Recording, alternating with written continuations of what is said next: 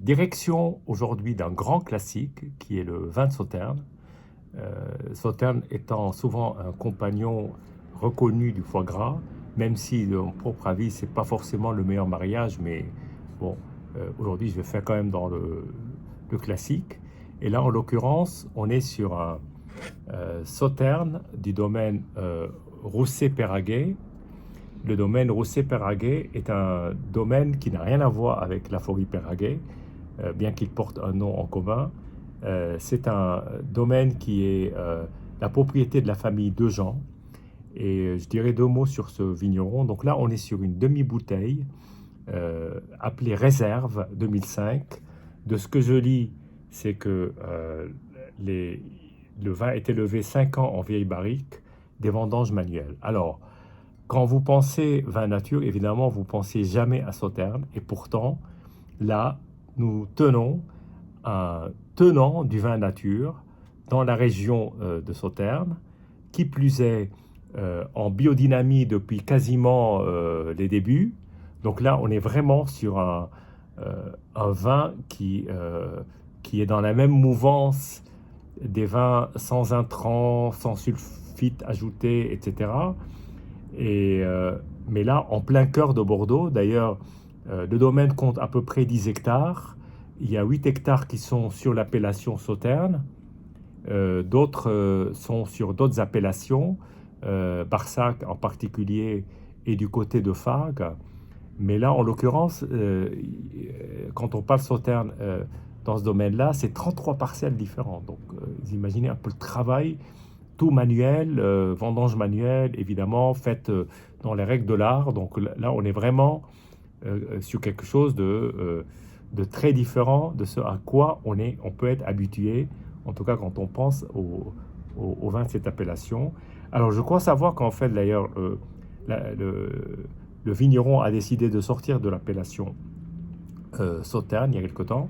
Et d'ailleurs, il fait des vins très différents qui peuvent être à la fois des vins liquoreux, mais aussi des vins oxydatifs, des vins secs, des crèmes de tête, comme souvent dans Sauternes, avec des très longs élevages, que des barriques vieilles, pas de barriques jeunes. Donc, c'est la philosophie du domaine. Et voilà, donc avec ça, on imagine que ça fait partie de la carte d'identité.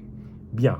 Donc 2005, on est à 16-17 ans d'âge, ce qui commence à être plutôt intéressant pour un vin liquoreux, parce que vous savez que ces vins ont une propension à vieillir. Alors, j'ai choisi un grand verre, le plus grand que j'ai, de manière à pouvoir laisser les arômes se développer, etc. Alors la couleur, déjà la couleur est très surprenante, parce que la couleur est presque orange. Alors il faut savoir que ce domaine produit aussi un vin orange, donc un vin blanc produit comme un vin rouge avec la macération des peaux. Là, en l'occurrence, on est sur un vin blanc classique, botrytisé, avec le botrytis naturel, et, euh, et bien, on est sur quelque chose qui peut être comparable aux voisins, parce que là, on est sur certaines parcelles, on est vraiment pas loin de d'Yquem. On est même, il y a des parcelles qui sont sur le plateau d'Yquem. Donc voilà. Alors une très belle couleur, je dirais presque de orange, presque de pâte de fruits. Et voilà, donc ça, c'est en tout cas une, euh, une robe qui laisse augurer quelque chose de particulier. Alors justement, on retrouve cette pâte de fruits déjà dans le nez. Un bonnet assez, presque assez décadent par rapport à ce à quoi je suis habitué, quand je déguste en tout cas des vins du Sauternes. Et là, on retrouve quand même quelques arômes classiques de fruits exotiques, effectivement cette pâte de fruits un peu mûre, de raisins de Corinthe. Et en tout cas, c'est une belle, c'est une belle expression de vin.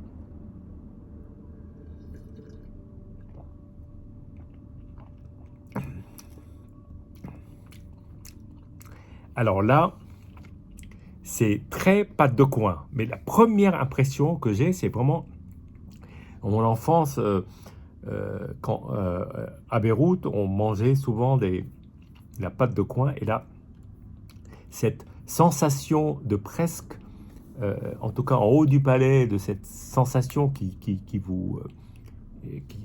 vous frappe presque avec cette pâte de coin qui a une sorte d'impact dans la bouche. Et c'est vraiment très très beau, avec une très belle matière, très très belle matière, un côté nostalgique dans ce vin qui fait réveiller plein de sensations qu'on a dans notre passé, dans notre mémoire, et c'est très très très beau.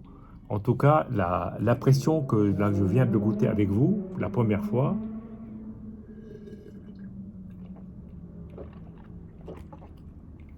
alors au-delà de cela, c'est difficile comme de s'extraire de cette pâte de coin tellement présente. On retrouve quelques fruits exotiques, euh, très légèrement citriques, une acidité qui est sous-jacente mais qui n'est pas du tout au premier plan, et un côté caramel,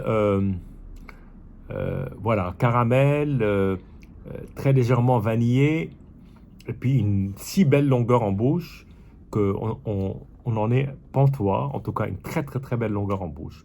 Voilà un magnifique vin que je découvre, et je suis d'ailleurs plus que curieux de connaître les autres cuvées du domaine, les cuvées oxydatives, les vins oranges, les vieilles crèmes de tête qui ont pour certains 20-25 ans. Donc voilà, j'ai hâte de découvrir d'autres choses. En tout cas, voilà une belle maison avec une belle philosophie, une personnalité complètement assumée, et surtout un vin. L'important, c'est le résultat, c'est pas tant tout ce qu'on fait, mais bien entendu, des fois on dit la fin justifie les moyens. Et bien là, oui, la fin est absolument superbe. Voilà, à votre santé, puis à très bientôt.